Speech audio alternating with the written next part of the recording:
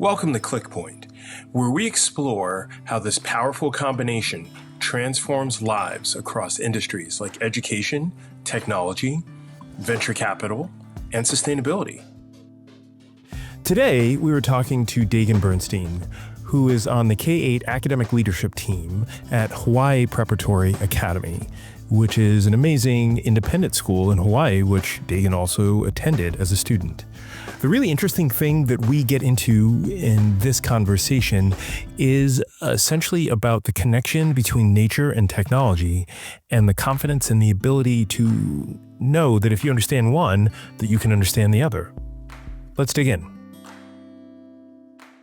Dagan, let's jump right in.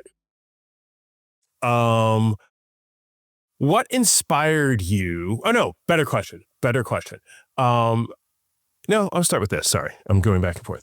What inspired you to start using technology in your current role? Well, in my current role, I got to back it up here because technology has been so intertwined with my story and my human story. So for me to identify a specific point in which it entered my career and my life would be to disjoint it from my upbringing and how I was raised. Please.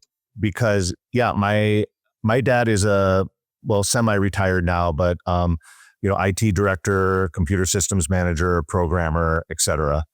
And so I had the unique experience from the age of about 5, and this is like early 80s, of being around computers, having access to the earliest forms of the internet. And in fact, even growing up here in Hawaii in a very, very rural area where I didn't have cable television, I didn't have a flushable toilet, but I had the internet in 1984, which I always think is pretty wild. Yes. So my dad, when we moved here, my dad was still working with the Nuclear Regulatory Commission, and he was doing engineering plans remotely from our little coffee shack on an avocado farm and sending them to Washington, D.C. via the internet and phone lines at that time. So I have grown up around computers and each kind of subsequent evolution of computer technology since that age, all the way up to where I am today. So I've never kind of had some point of where I mark it as like me not using technology and me becoming technologically, familiar. It's just been blood. part of it's what I do because I've been around computers so much my whole life. So I'm going to jump in quickly here. So first of all, I was weighing between these two questions. The question I asked you, and how has your personal journey influenced your approach to leveraging technology for impact, which you just must have just assumed I was going to go there and got into this conversation. So that I absolutely love. Yeah. That might be part of like our funky name sort of club piece. Yeah. Secondly, in a really similar way, my mom was a computer programmer for the city of New York. And as a young kid, I would go into her office and she'd point to this room. She's like, that's where the mainframe is. And she would and so you probably remember this or feel similar, where there were like the punch index cards where that's how they would code. And so those were all over our apartment when we lived in the city. And so you're seeing so much that's triggering memories for me. And then the final piece is that my uncle, who I share a name with, is the former head of the International Atomic Energy Agency. Okay. And so when you're talking about nuclear, I'm like, man, we really did live these sort of like parallel lives on opposite ends of the country. Yes, and I'll just kind of sprinkle some more flavor into this. Is my dad was born and raised in Brooklyn, New York. Shut up. And yes. And so my parents are New Yorkers, born and raised, and they just happened to transport themselves out here to Hawaii, where I was raised. So in a parallel universe, I very well could have grown up in the New York City school system, and my dad could have very well been working next to your mom doing the same stuff if this life path hadn't moved over here. or even dad or my uncle. That's, okay. Oh Sorry. yeah, uncle. Yeah, All right. So I interrupted. I'm sorry, but those similarities are really kind of creepy. that's awesome. Yeah. Because the context of this podcast is, I want to talk with people across these different industries: education, technology, business, social impact, how they use technology to connect with people. And this feels very meta because we're using technology to learn more about each other, because I know of you and I know you. But this is the first time I've learned about like your history and how much we have in common. And we might get into this later. We're also both musicians as well. Because as soon as you hopped on this call, I was like, oh yeah, I hear it in his voice. You have that refined sort of bass within your voice in a really beautiful way. All right. So I took us off there. I'm going to bring us back. That's okay. Yeah. You have this history of your parents. Basically, you would watch probably the movie War Games and be like, oh, that's nothing. That's like a Tuesday for me. For people who don't know what War Games is, it was like one of the first movies that kind of hinted towards the internet and also nuclear weapons and all of that, So you grew up with this around you. And so I'll just throw in this other question. This is part of your personal journey. How did this shape how you use technology in your role, and also how you use it to impact kids, which is really similar? Yeah. I think it goes back to, I guess, again, it's part of my story so much is this school I work at and how I ended up here because my dad got hired to be the computer systems manager at this independent school in Waimea, where I currently live. And so I look around these spaces that I'm in, and I literally installed the Ethernet cable here when I was a teenager during the summers helping my dad. The Ethernet boxes I screwed into the wall as a summer job. So literally my sweat is in the actual hard wiring of these spaces I'm in. So I look at again, I think my approach to technology is I never try and disengage it from and other it from the overall goal of engaging in deep, meaningful learning. That's what I believe in. And that's what I feel my purpose as an educator is to do, is to design and guide and deliver deep, meaningful learning experiences. And so any technology that is integrated in that process, it doesn't feel disjointed from that core goal. And I guess I just am blessed with a fluency. And I say that with humility because I'm not fluent in the sense that I can program computers or take it apart and put it back together. But I feel like I have this natural understanding of appropriate introduction to make it feel seamless, to make it feel integrated, to make it feel like it's leading towards that purpose of deep, meaningful learning. So I'm never using technology for technology's sake or and so forth. So when I would say that was kind of a big moment in which I came into my own as an educator, because the first couple of years you're given this classroom, you're given this curriculum, and you're kind of just I'm just going to follow the manual, right? Because it's so intimidating and overwhelming. I'm just going to follow the manual. And I first started off as an algebra teacher. So, which talk about follow the manual, it's the easiest job in the world to follow the manual. There's literally the textbook, lesson 1.7, 1.8, here's the assessment, here's the problem sets. It's all laid out for you. Yeah. And it was about my second or third year doing that, really during my second year, where I'm what am I doing?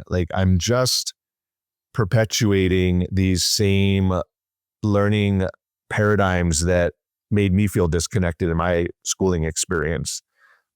So I need to rethink this, and I need to go back to who my true self and who I am as a musician, as a creative, as a deep thinker, as someone who's natural with technology. And this is also, this is 2012, 2013, where there was a nice, congruence of simple to use technology tools. Your first iPads were kind of in the classroom. I had access to some somewhat still clunky, but simple apps to use, or, the first smartboard technology, which now we look back and go like, what were we doing? But it was, I think in all those points and those decisions, I'm kind of like growing along with the technology that is being introduced and finding ways to integrate it to support deep learning for the students. So it was kind of like this, again, I look back at it as being this kind of natural partnership and relational process that I was engaging in. So it's really interesting how you sort of describe your relationship with technology in almost this like biomimicry way. You know what I mean? You're describing yourself as almost like an interpreter of technology for people, unless like, and I'm in a similar boat. I don't think of myself in any way as an expert in really anything except in being myself. Yeah. But it's really interesting. Like, it was almost like, I'm trying to think, like if you were going on a hike or something, and so the analogy I would give, I went on a hike once. Well, I'm going to call it kind of a hike. I went on a walk once with two other people, and one person was our guide, and it was me and this other guy from New York, and we were in Fiji, and we were wearing shoes, and we're going up the side of this mountain. This guy's wearing no shoes. It was kind of wet, and he was flying up this mountain. We kept slipping and falling, and it feels like you see yourself as that guy, that person who senses where to put your feet and where and how to create the pathway for others to follow, which this person did. Because once we started to follow him, as opposed to just going up or trying to keep up with him, but literally looking at where he was stepping, it made more sense. So to that, first of all, I love that as an analogy, because I feel like a lot of people in general tie their relationship to technology as a level of I get it or I don't. I'm an expert or I'm not. And there's this real binary thinking around it, or I know how to code or I don't. And you, even to your extent, you did that a little bit too. Like just in your analogy, like, oh, I can't do this, but in ways it's more powerful to be able to intuit that use of it. So, I keep, now it's like my brain is starting to explode. I'm about to abandon my list. I'm going to try to hold on here to like the questions that I'm supposed to ask. Supposed to being air quotes. How do you, based upon everything I described, how do you reconcile the relationship between using tech and maintaining human connection, specifically in the classroom? And you might not see it as a binary thing, but how do you sort of manage that? Yeah.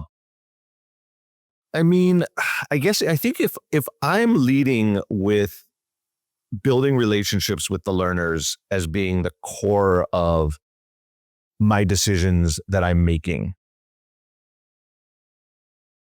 I feel like if I am incorporating some sort of piece of technology, and I mean, we can start talking about like, what is technology, right? Because you could break this down and get super meta, and I'm introducing a pencil to the learning process. I'm introducing a piece of paper, like, right.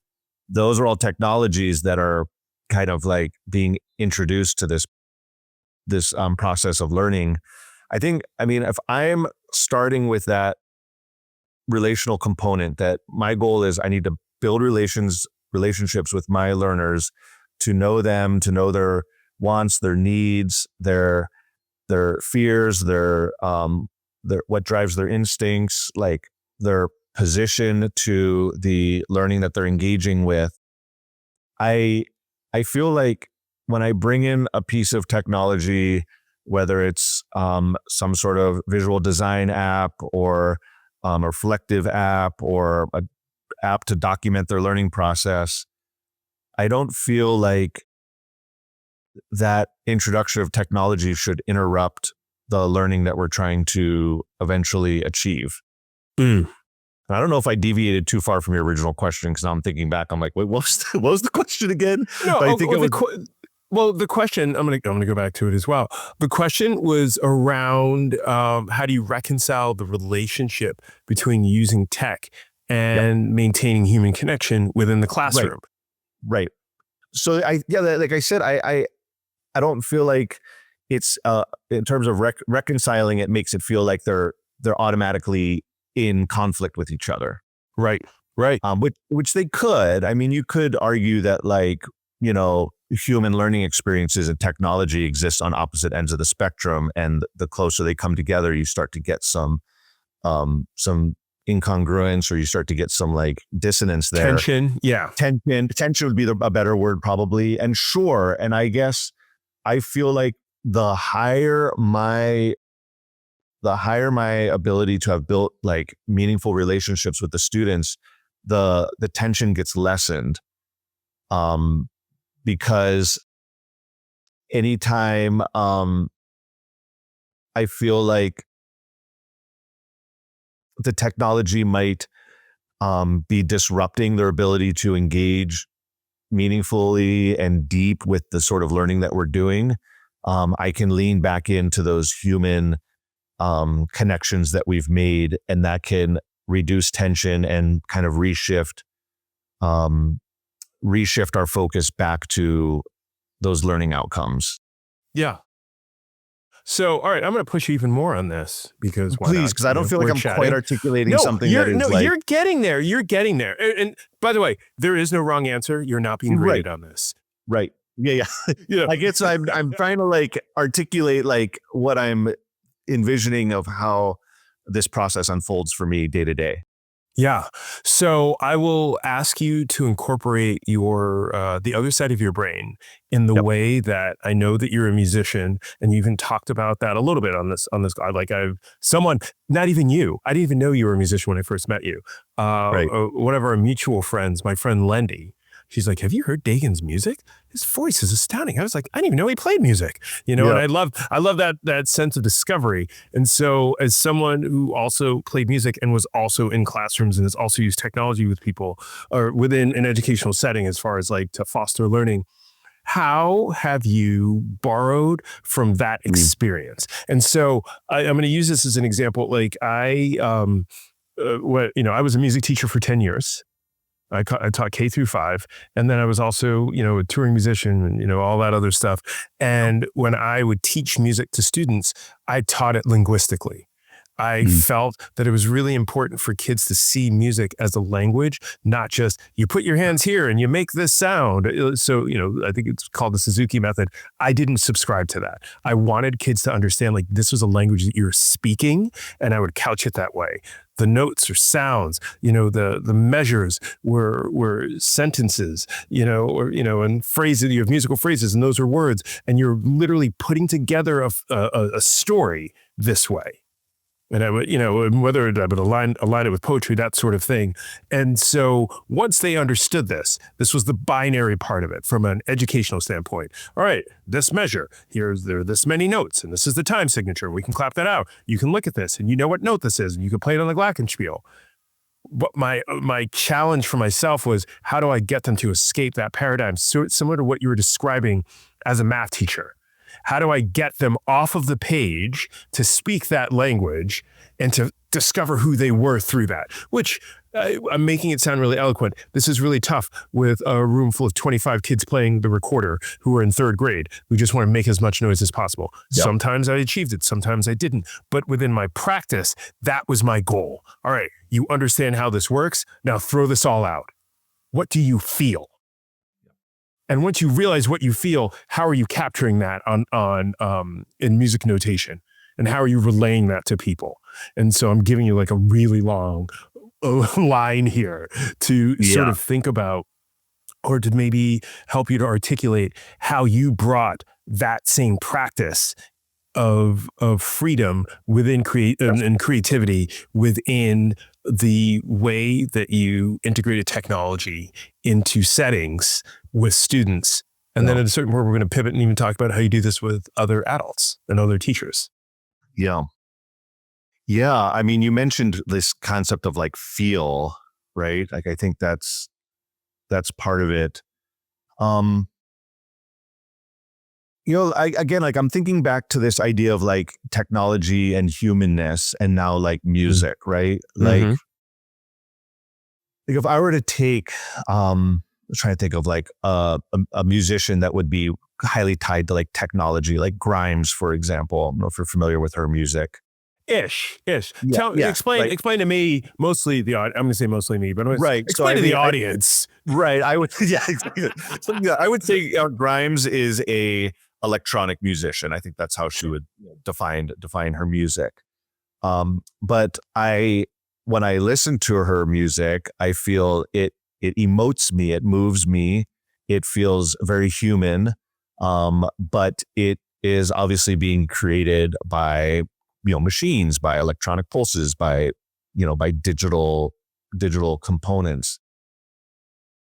Or even like Pharrell Williams is another person that comes to mind, right? Like, yeah, Imogene Heap, 9 Inch Nails. Yes, yeah, exactly. Those are great. Yeah, Imogene Heap is actually the one I was trying to think of, because that connects me back to this book, 2 Beats Ahead, that has been very, very influential on helping me conceptualize my musicalness and how it manifests in my teachingness or my educationness. What about that book? What in that book, or like if you can give a quick summary of that book and how, like, I have a sense of what 2 Beats Ahead might mean, but I'd love for you to explain that. Okay, so the book was written by 2 gentlemen, R. Michael Hendricks and Panos Panay, and the book basically explores musical competencies in an entrepreneurial and business world. Like, I love this. What are the key musical competencies? Oh, you would love this book. What are the key musical competencies that would be beneficial for entrepreneurs and business people to know about? And actually, I wrote a whole series of blog posts in which I broke down each of these concepts and applied them to the education world. Okay. And I don't remember the exact chapter titles, but there might be one that is on feel or something of that sort, or it talks a lot also about like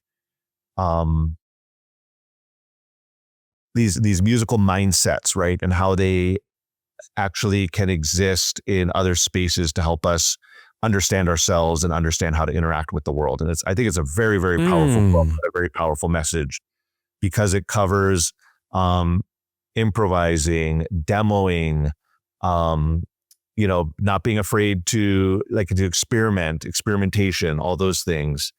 And so I started bringing in the musical analogy because, like, the music of Pharrell Williams, for example, that he produces, like, it's digitally made, right? They're made with, electronic beat machines. And of course there could be like organic instruments and whatnot, but those musical sounds, those sonic experiences move me at a high level, right? I think they move a lot of people at a high level. That's why people are drawn to them.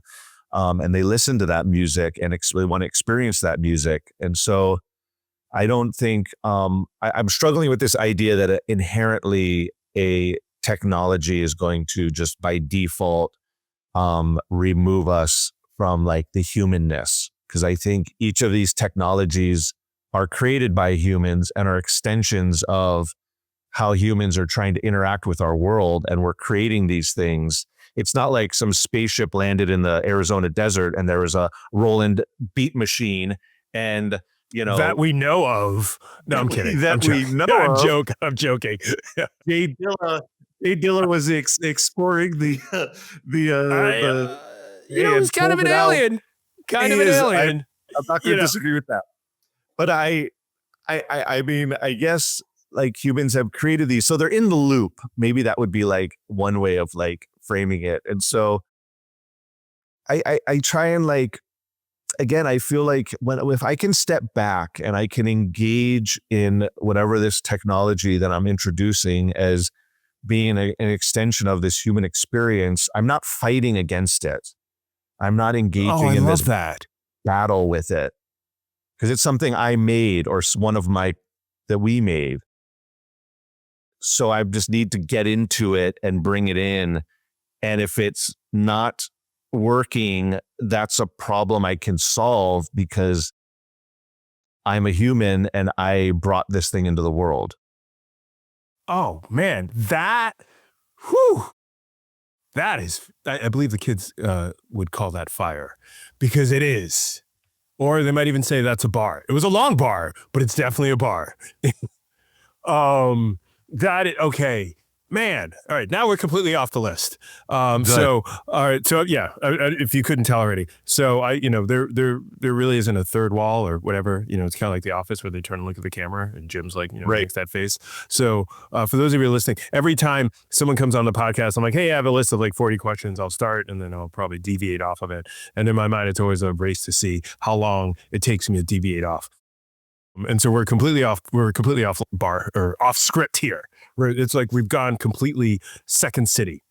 You raised the point here around the fact that technology is an alien, which is there's so much there. So when you first said it, I was like, well, people might disagree with you in the way that while a lot of us will use tech like AI in order to simulate human connection, or answer questions in certain ways, or like there have been all these television commercials within the past couple of months that I've seen where it's like people are talking to Google. It's like, hey Google, how do I do this? And they're having these these cut scenes where they're having these ongoing relationships, and so they're based upon that, it aligns with what you've just said.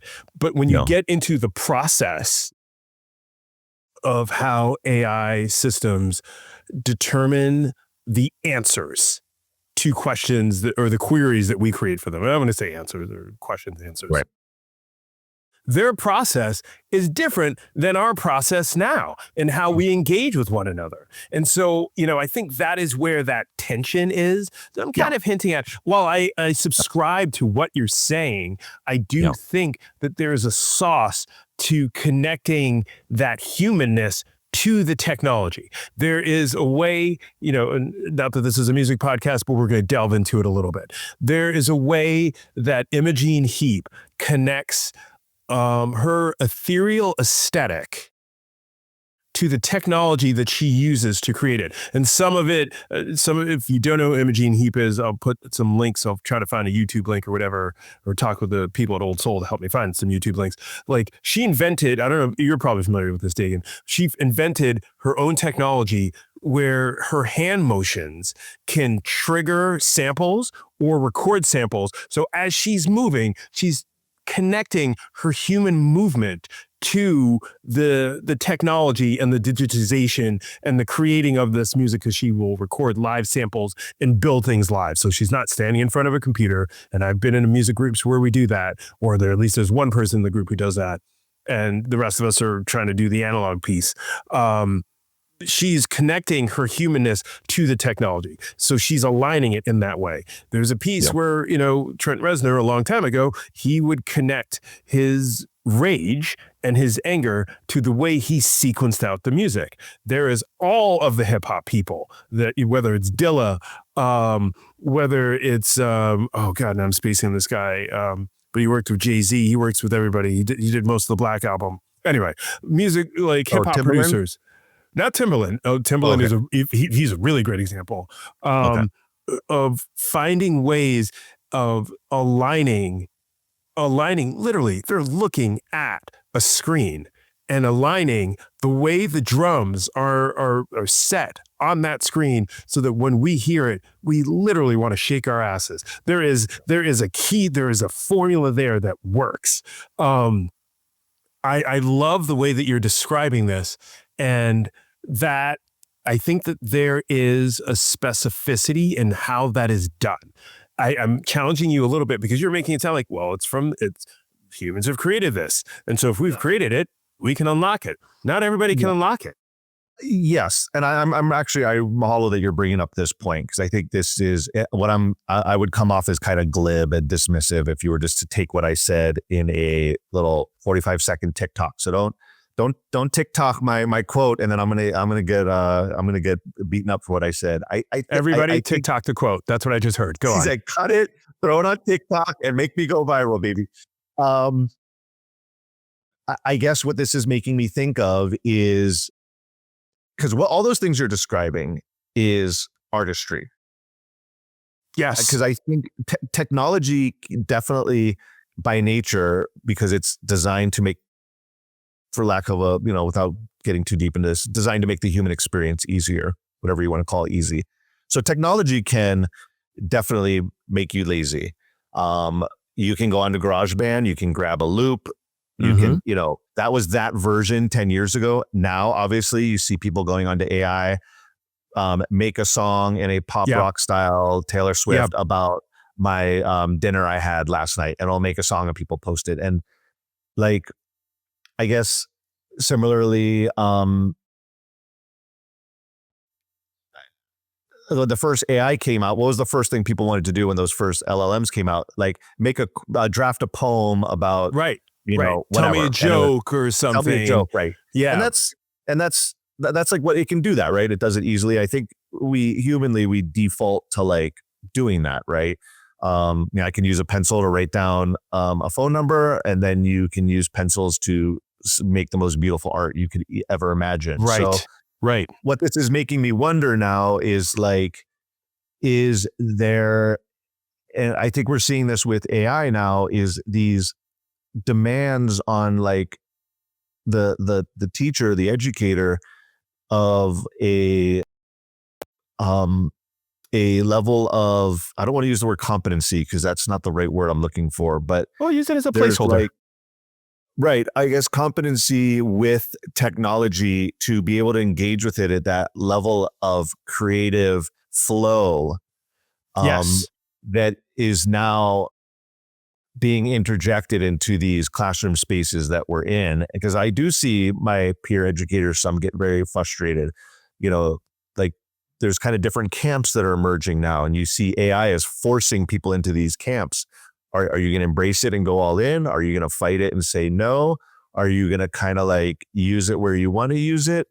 And now, like, I think we're edging to a point where that decision will actually determine potentially if I have a job or not, as these AI models start to do things that we maybe took for granted, right? So that might be kind of a turning point where you could kind of get away with things, but like, do we need to have more creative like abilities and competencies around technology to have that flow level where there isn't that much disruption of how we're using it? Okay, so that leads me to a question, which might be my last question. Who knows? Because I keep adding on to this. How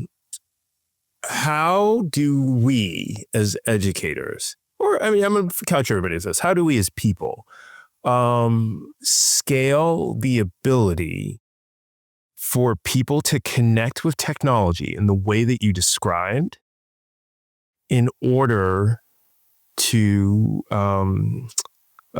feel comfortable enough to, and I'm going to couch it specifically within education, relay knowledge, there, and whether it's knowledge or empower, I'm going to relay knowledge. That's a horrible way of saying it. Yeah. How do we do that in order to empower people to learn? Because to your point, you're right. We're moving into a phase. I feel like I've had this conversation with so many people.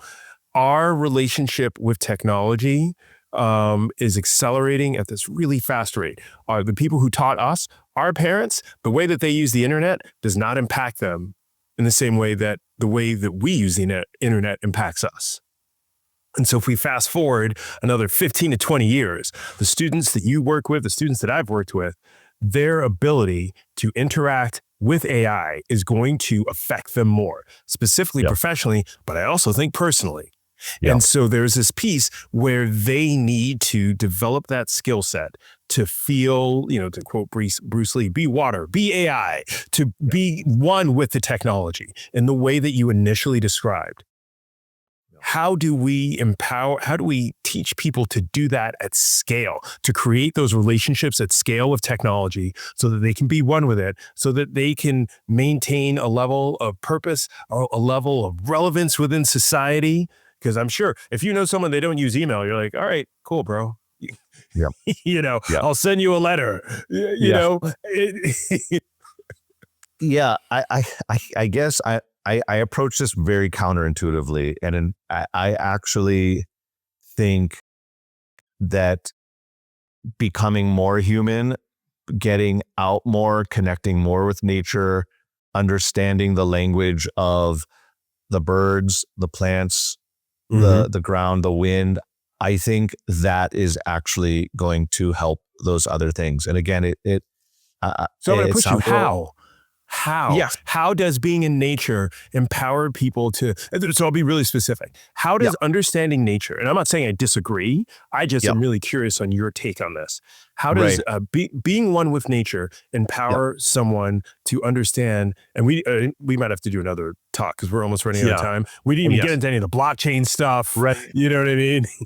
Which, but how does it specifically for AI, I'm going to keep it focused.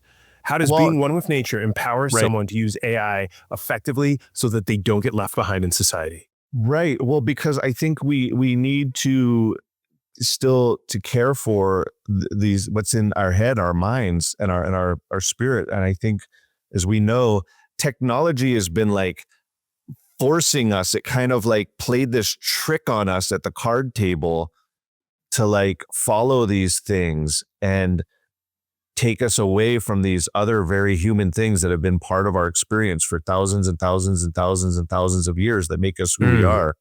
And I feel like we're in a phase right now of this opportunity window where we can still go. Now, again, I'm blessed to be here in Hawaii where it's naturally very beautiful and I have clean air and whatnot. But I still, believe there's people have access to those things. And if you do, I think we have a window of opportunity here to engage and reconnect ourselves and rebuild our mental and spiritual vocabulary around those things that have made us humans before we kind of, quote, drink the technology Kool-Aid and breach that turning point in which we've made that disconnection and where we're like, you know what, I'm just going to inject some AI computer chip in my brain because I might as well, and I'm going to become a bionic human. And we've kind of crossed that invisible line. And I still believe we have a moment here and a moment of opportunity to still maintain that connection, to observe the animals, to go out into nature and observe things around us, to teach us about how the world works and how relational components of the global existence operates. So when we're presented with the complexities and challenges of technologies, we have a answer set built within us that we can access to problem solve the challenges that technology can generate. That is interesting. That is interesting. So, let me ask you this, because what you described, that makes sense for kids. They have the ability and the time to make those connections and then see how it connects to the digital world that's around them and sort of merge them in a way, for people who aren't kids, for people who are in their 20s. I mean, one might say someone in their 20s might be considered a kid. It depends if you're in your 20s. If you're in your 20s, do you have the same amount of time? If you're in your 30s, your 40s. Yeah. Because you're right. First of all, I'm not disagreeing with anything you're saying. I just literally love your take on it. I wanted to hear your perspective. But as you get older, the window of time to make that connection based upon your perspective gets smaller. When I say your perspective, you're talking about your colleagues who get and we've all had the moments where we're frustrated with technology. Of course. We're in the car and I'm like, call Susan, and it calls Dagan, whatever it is. So there's that. But there's also the rate at which the technology moves, which moves at a different speed than nature. And so you're attenuating for these two things. It almost feels, my buddy Luca, we always talk about this, like the idea of slowing down and moving slow and creating stillness. So you have that piece in order to connect with nature, but then you also have the feeling of like, I'm behind. I don't understand this about technology. And if I don't understand this, then I won't understand this, and I won't understand this. What, in your opinion, is the way that you sort of balance those two different rhythms and maybe this is another musical question, so that they do line up. So you're playing something in cut time, and you're playing something in double time, and you're starting at the right point where it produces that perfect rhythm. Yeah. Where these two concepts can align. In other words, how do you do this for people who are older? Yeah, I mean, great question. I mean, I'm thinking of this in terms of barbells and extremes. Like, for example, right now, our volcano at Kilauea is currently erupting. Like, it's an immense, very powerful eruption that's happening right now. So the newest land and the newest earth is being generated in real time. So I can go to that volcano and I can view it, and I can see the newest molten lava from the depths of the earth coming out and becoming land and emerging and generating new pieces of land. I can also jump on my computer and go to ChatGPT and engage with the newest computational generative AI and do that. So which is newer? Which is fresher, more contemporary? That lava or that AI? I don't need to answer that question, but I want to engage in both. I want to be able to take my mind and my eyes and my ears, and I want to be face to face, alo to alo, as we say in Hawaiian, with that volcano. But I'm also open to engaging with the AI. And I feel if I'm hitting those two extremes, I'm reprogramming myself to be able to manage these disparate components. I think both those opportunities are available to anyone if they want to pursue them. I think they can take time to be somewhere in which they're engaging in the newness of nature. Spring's coming, new flowers shall be blooming, and to just sit and to just be somewhere where a bee is landing on a flower.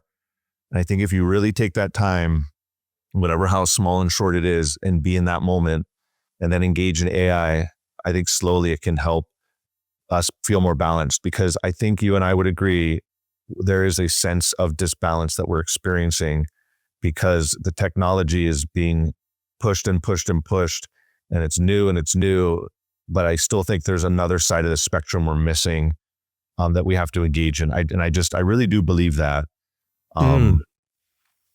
Yeah. All right.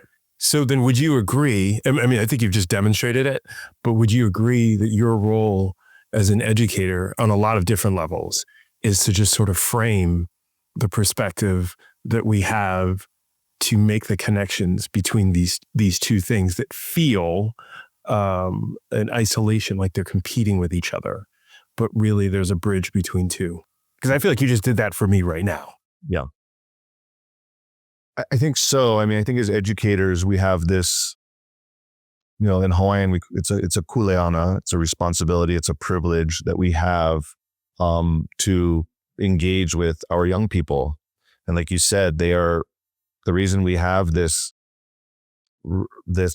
structure in our human societies is so we can engage with young people when they're still growing their minds, and we can offer them these types of experiences so they can thrive to the most fullest of their possible being. I mean, that's really what my role is, to give them those experiences. So I mean, it's hard, and there's so many different factors that go into that. The school system, your place, your resources, your teaching, your structures, your schools. I mean, there's a million different variables that go into it. But we can try. We've entered into this. I always say that being an educator is the most optimistic profession you can have, because you have this belief, you have this core belief that if I do this, I can potentially help impact a young person in a way that will help them be a better person and a better human, maybe tomorrow or the next day or maybe sometime in the future. So I hold that as a core belief, and it helps me when I wake up and I come and do my work, that I can be of service to these young people to hopefully achieve that with them. Dagan, oof, that is, I'm not sure what you're expecting when I was like, hey, come do this podcast. And I wasn't sure what I was expecting, but this far surpasses it, buddy. Well, thank you. I wasn't sure what to expect either. I think I appreciate you've unlocked some things I think have been sitting with me that I haven't had a place to articulate. And I thank you for doing that. I honestly, I literally have, so, you're in Hawaii, I'm in San Diego. And one thing that I have to name that you sort of pulled out of me today, you unlocked for me, we talk about achievement gaps and we talk about tech gaps, but I think that there's also a nature gap as well. Because as I was talking to you, I was like, man, I haven't been to the beach and just watched the ocean in a while. Like I haven't been in the water for a minute, and I haven't just because when I first moved here, I loved to do that. And you made this comments like, well, everybody has this connection. And I was thinking about it when I worked in New York City, everybody didn't necessarily have that connection. There's something amazing and powerful about living in a city like New York, where you have a different thing that you have access to that not everyone else does. But I don't know if it would support the oneness of us as people and technology in the same way that nature does, especially in that analogy that you described with the volcano and seeing new Earth being formed, as well as using the newest form of technology. So with that being said, because I'm trying to do a better job with this podcast that I'm on, of not going too deep, because I literally have like an hour and a half more of questions to ask you. We're going to leave people wanting more. We're going to put information about and stuff that we didn't really even get to dig into, but about how to follow you and all of the amazing work that you do. Dagan is, we've just barely scratched the surface with his knowledge of technology, whether it be emerging tech itself around AI pieces, around blockchain, and I'm saying blockchain specifically, not crypto, and how that can be utilized in learning. So I am going to officially ask you to come back at a certain point where we dig directly into that even more. But I appreciate you, joining me today and giving me so much background, like the line about you being connected to the wiring of the school that you're in. It provides so much context to the person that you are and why you have this perspective of being one. People talk about being one with nature, but being one with technology. Like that is such a unique and powerful take. So this is the longest outro ever, but I'm just trying to honor all of these gems that you've dropped today. And most importantly, just thank you so much for being on the podcast today. I really appreciate it. Malu Kwaku. This is a great conversation. These are great podcasts. I've been loving listening to them. And I'll be back anytime to talk some more. You can count on that. Be careful what you say, because I'm going to. All right, everybody.